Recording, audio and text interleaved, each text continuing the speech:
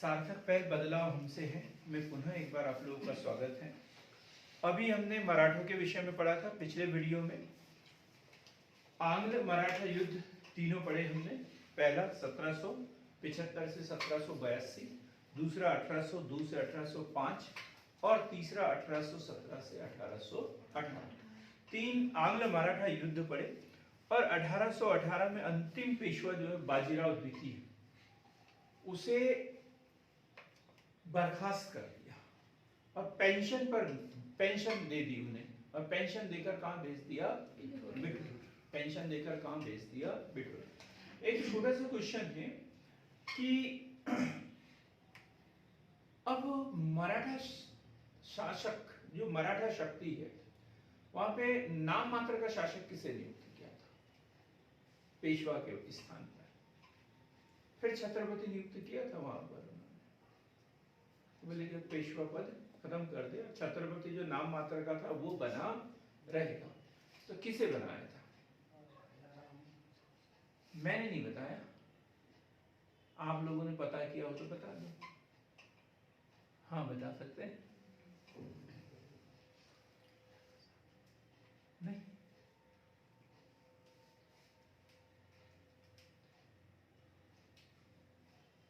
शिवाजी के वंशज, शिवाजी के वंशज प्रताप सिंह को दिया था। किसको दिया था?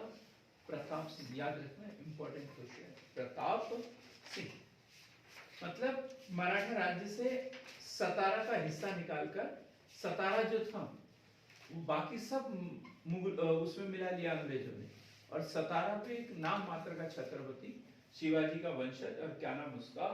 प्रताप सिंह। प्रताप सिंह। अभी तक हम बात करते थे पुणे की। अंग्रेज जो थे मद्रास में थे, पुणे में थे और कलकत्ता में थे। कहां पर? मद्रास, पुणे और कलकत्ता। हमने बॉम्बे प्रेसिडेंसी की बात नहीं की अभी तक, है ना?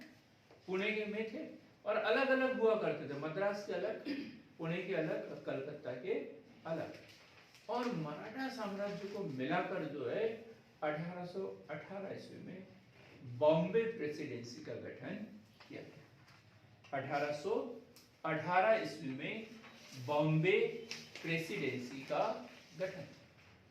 1818 ईस्वी में बॉम्बे प्रेसिडेंसी का गठन। क्लियर हो गया ये? अब हम बात करते हैं अवध। अवध कन्नौज के आसपास का क्षेत्र, अयोध्या भी बोल सकते हो। अयोध्या, अवध, हाँ, कन्नौज के आसपास का क्षेत्र, कन्नौज के आसपास का क्षेत्र मतलब उत्तर प्रदेश वाला। अवध मतलब अयोध्या वाला ही क्षेत्र ये कहलाता है। तो कन्नौज के आसपास का क्षेत्र, कन्नौज के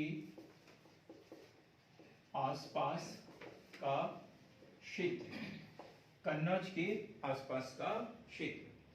हम बात करते हैं शहादत खान की। शहादत खान, शहादत खान और अवध इतना याद कर लिया तो हमारा प्री का एक क्वेश्चन तैयार हो गया। शहादत खान। तो स्वतंत्र अवध राज्य की स्थापना किसने की? शहादत खान ने। और वो भी, अब हम इसका शासन देखेंगे 1722 से 1789 तक। ये कैसे किस किस पद पर वहां पर रहा है ये सब देखेंगे। तो अवध कहां से कहां तक? अवध की बात करें तो पश्चिम में कन्नौज से लेकर पूर्व में कर्मनाशा नदी तक। पश्चिम में कन्नौज से लेकर पूर्व में कर्मनाशा नदी तक। कर्मनाशा नदी तक, इसे पढ़ा आपने? ये वही कर्मनाशा नदी जहां शेरशाह और हुमायूं रुके हुए थे। एक सोच रहा था कि दूसरा आक्रमण करे हुमायूं, कि हम जवाबी कार्यवाही करेंगे, आक्रमण नहीं करेंगे। और शेरशाह सूरी क्या सोचता था, बारिश हो जाए, एक बार बाढ़ भर आ जाए, फिर तो मैं हुमायूं को जाने ही नहीं दूंगा, ऐसा इंतजार कर रहे थे। वही कर्मना शाह नदी की बात कर रहे हैं। 1722 में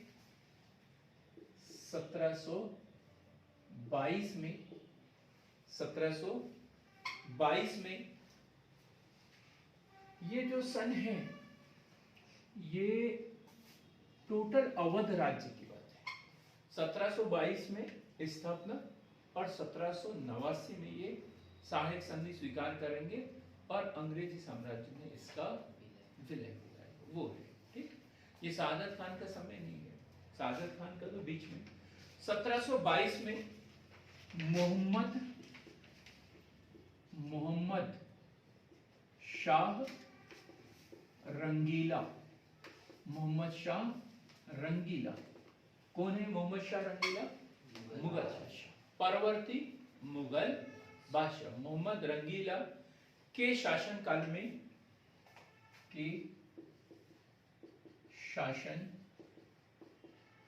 में स्वतंत्र अवध प्रांत की स्थापना, स्वतंत्र प्रांत की स्थापना। ईरानी गुट का नेता, ईरानी गुट का नेता। देखो मुगलों पर क्या होगा, बाद में बहुत सारे दल जो है वो कैप्चर कर लेंगे उनको, ईरानी गुट, तुरानी गुट और सैयद बंधु, ये तीन गुट जो है वो हावी हो जाते हैं और ये नृप निर्माता की भूमिका निभाते थे। तो ईरानी गुट का नेता, ये क्वेश्चन बन जाता है, सादत खान उर्फ बुरहान उल मुल्क सादत खान। तो या तो ये किस दल का नेता था, इसका वास्तविक नाम क्या था, ऐसा क्वेश्चन बन जाता है। कब स्थापना हुई, किसके शासनकाल में हुई, 3-4 क्वेश्चन प्री के लिए हो गए। तो ये क्वेश्चन बनेंगे। तो ईरानी गुट का नेता शहादत खान उर्फ बुरहान उल मुल्क, शहादत खान उर्फ बुरहान उल मुल्क, बुरहान उल मुल्क द्वारा सैयद बंधुओं के खिलाफ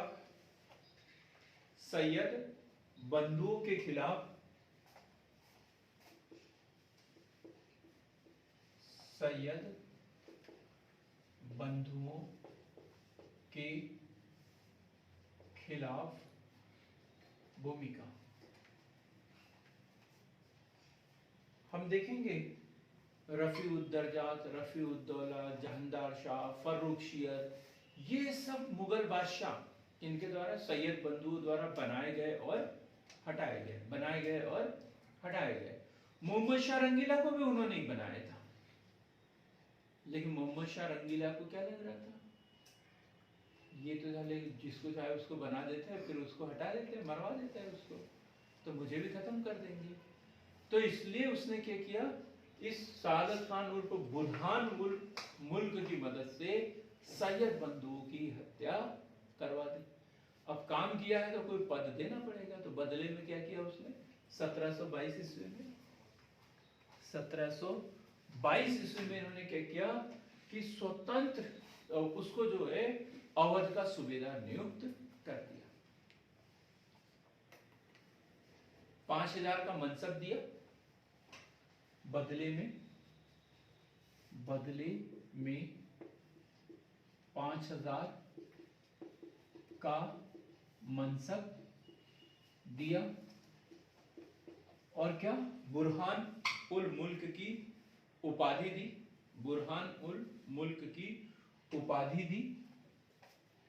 और अवध का सूबेदार नियुक्त किया। क्या कर दिया उसे, अवध का सूबेदार नियुक्त किया।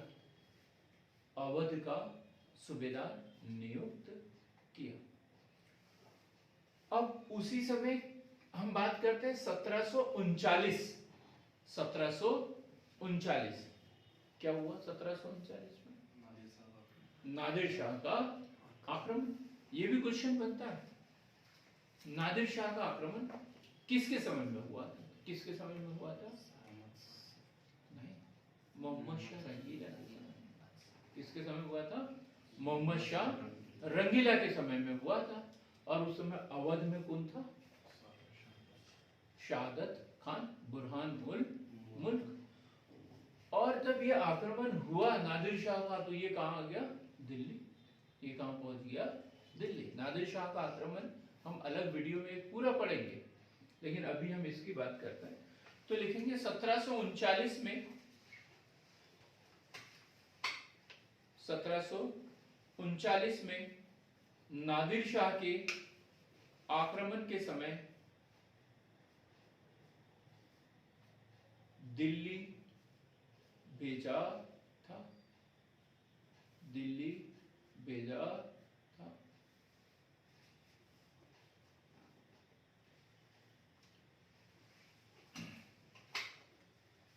अहमद शाह के काल में 1739 ईस्वी में जहर खाकर आत्महत्या कर ली। जहर खाकर आत्महत्या कर ली। अहमद शाह अब्दाली के समय में इसने जो है जहर खाकर आत्महत्या कर ली। ये दिल्ली में था और अहमद शाह अब्दाली भी कहां पर? दिल्ली में। इसने जहर खाकर आत्महत्या कर ली। अब हम दूसरे शासक की बात करेंगे, सफदर जंग। सफदर जंग 1739 से 1754। 1739 से 1754 सफदर जंग। ये कौन था इसका? शहादत खान का, सआदत खान का भतीजा। भतीजा है तो और क्या हो सकता है? व दामाद। भतीजा व दामाद। भतीजा व दामाद। सफदर जंग का भतीजा व दामाद। अब 1748 में देखिए, इसके समय में 1748 मणिपुर का युद्ध। मणिपुर का युद्ध 1748। अब्दाली और मुगलों के बीच में एक संघर्ष हुआ था। यहां पर भी अहमद शाह अब्दाली, ये जो हमने गलत हो गया था, इसके पहले वाला जो है अहमद शाह ही है। अहमद शाह है, वो जो मुगल बादशाह है अहमद शाह, उसकी बात कर रहे थे, अब्दाली नहीं। अब्दाली हटा देंगे उसमें, क्योंकि अभी नादिर शाह का आक्रमण चल रहा है और हमने अहमद शाह अब्दाली वो मिस हो गया था थोड़ा सा। तो 1748 मणिपुर का युद्ध, और ये हुआ है अब्दाली व मुगलों के साथ। ये हुआ है अब्दाली व मुगलों के साथ में। 1748 में इसे वजीर बनाया गया।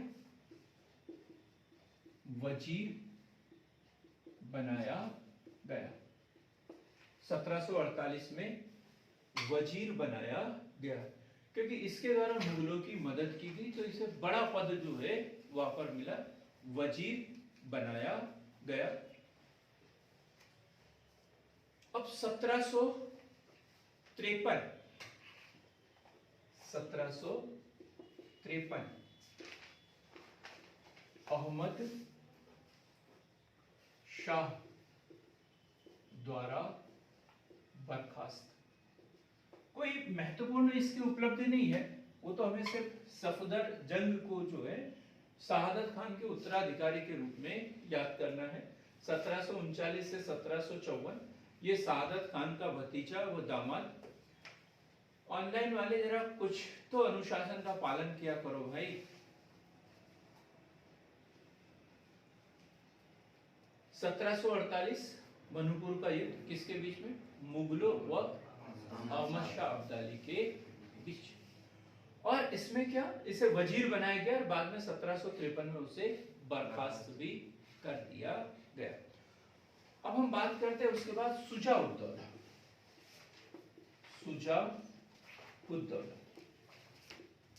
शुजा-उद-दौला 1754 से, यहां पर भी हम इसको ठीक कर देते, 53 है ना, 1753 से 1775 ईस्वी, 1753 से 1775 ईस्वी तक। यहाँ की एक महत्वपूर्ण घटना जिसका जिक्र हमने कल भी किया था, क्या था योगेश? प्लासी का युद्ध।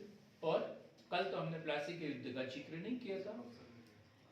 बक्सर का युद्ध 1764, बक्सर का युद्ध 1764। अब 1764 बक्सर का युद्ध और 1761 पानीपत का तृतीय युद्ध। तो पहले पानीपत का तृतीय युद्ध, इसमें एक तरफ अब्दाली और दूसरी तरफ मराठे, दूसरी तरफ मराठे। तब ये अब्दाली की ओर से लड़ा था। तब इसने शुजा-उद-दौला किसकी ओर से लड़ा था? अहमद शाह अब्दाली की ओर से लड़ा था।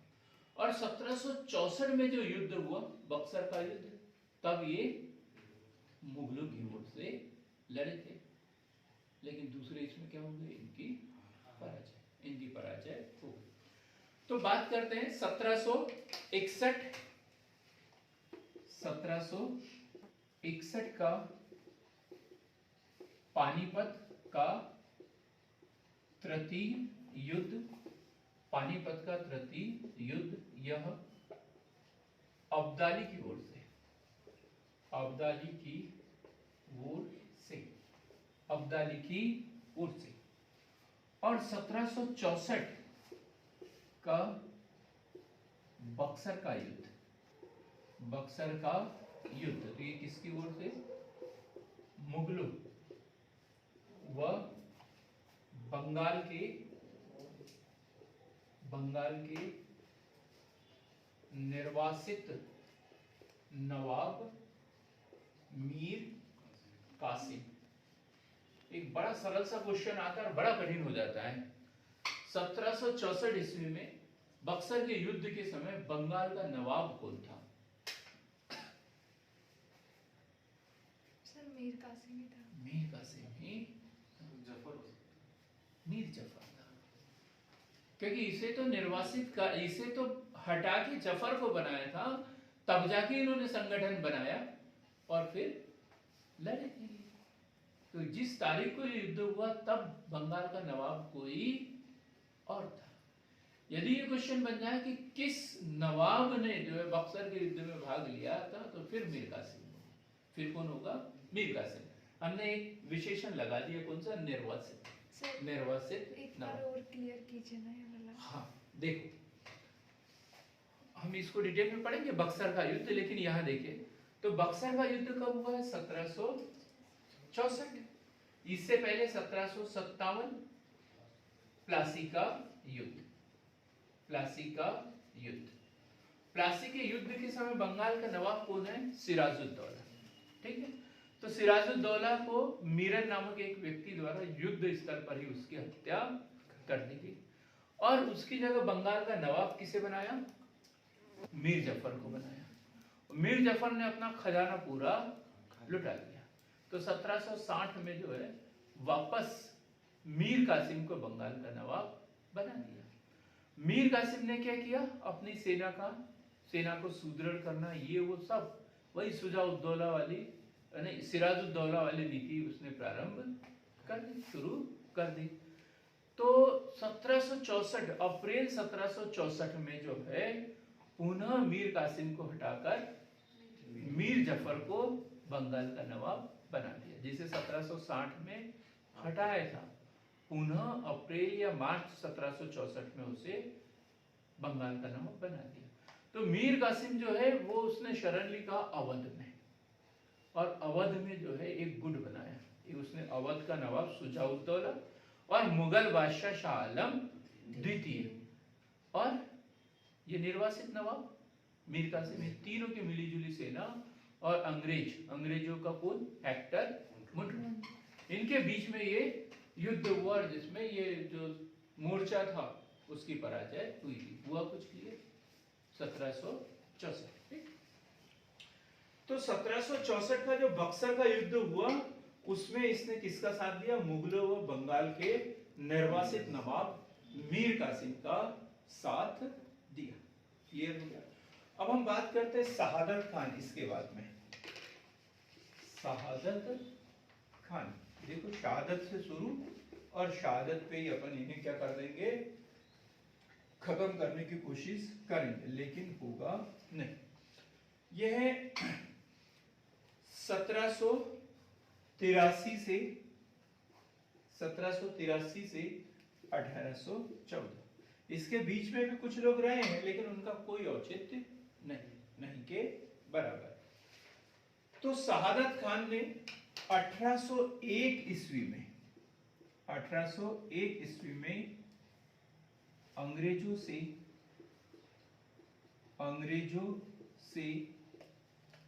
सहायक संधि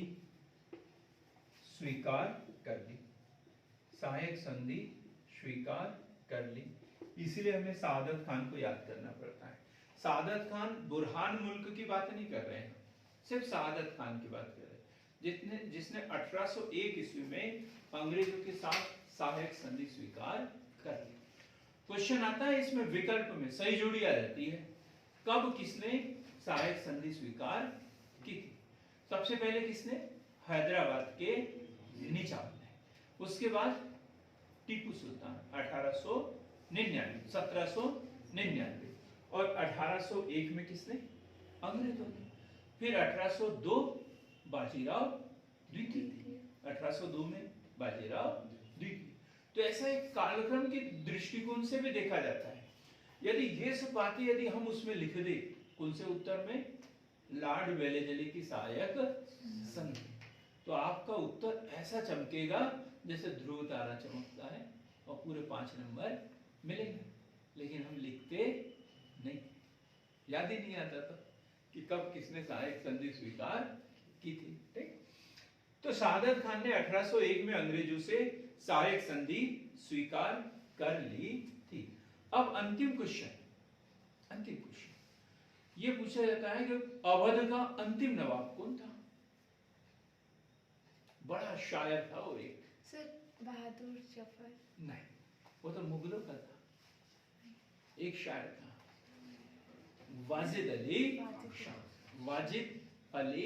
शाह। आज तो नहीं सुना रहा हूँ, कल इनका शेर सुनाऊंगा। कोई मुझे आज दरअसल याद ही नहीं था कि ये पढ़ाना है करके, नहीं तो मुझे इसका एक अच्छा शेर याद है, वाजिद अली शाह। और बड़ा एनर्जेटिक है। यदि आज मैं शायद आप लोगों को सुना देता तो आप लोगों की पढ़ने की और इच्छा होती, लेकिन कल सुनेंगे। ठीक है? निधि पक्को में एकदम, मैं भूल जाऊं तो याद दिला देना। तो शहादत खान ने 1801 में अंग्रेजों से सहायक संधि स्वीकार कर ली। और हम पढ़ेंगे अब वाजिद अली शाह। और ये है 1856 की घटना, इनके समय में 1856। अवध का अंतिम नवाब। क्वेश्चन बनता है, अवध को ब्रिटिश साम्राज्य में किसने मिलाया था और कब मिलाया था? तो 1856 किसके द्वारा? 1856 में कौन था गवर्नर जनरल? लॉर्ड डलहौजी। 1852, 1853, 1854, 1855, 1856, सतारा, नागपुर, बाघा, झांसी, इन सब राज्यों को उसने विलय नीति के तहत ब्रिटिश साम्राज्य में मिलाया था। लेकिन वाजिद अली शाह का जो अवध था इस नीति के अनुसार नहीं मिलाया था उसने। ये क्वेश्चन बनता है, कौन सा आरोप लगाकर? कुशासन। गुड।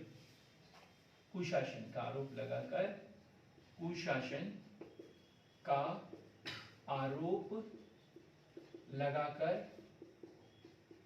लगाकर डलहौजी द्वारा ब्रिटिश साम्राज्य में विलय। लेकिन इसे कैसे दर्जा दिया? Buffer state. इसे कैसे दर्जा दिया? Buffer state. ना तो पूर्ण रूप से उन्हें स्वतंत्रता दी और न ही पूर्ण रूप से ब्रिटिश साम्राज्य में मिलाया। अब इसके कारण क्या हुआ कि जब देखो तब इनके ऊपर कोई भी अड़ी डाल देते थे, पैसे लूट खसोट ये सब यहाँ पे होती थी। इसलिए अवध प्रांत को क्या बोला जाता है? अंग्रेजों की दुधारू गाय। अंग्रेजों की दुधारू गाय। जब इनको धन की जरूरत होती तो कहाँ चल जाते? ये अवध में चल जाते। यहाँ की बेगमों ने बाद तक संघर्ष किया। 1857 की क्रांति में भी इन्होंने भाग लिया है। क्या नाम था उसका? बेगम हजरत महल। उससे पहले एक नाम है बिरजिस कादर। बिरजिस कादर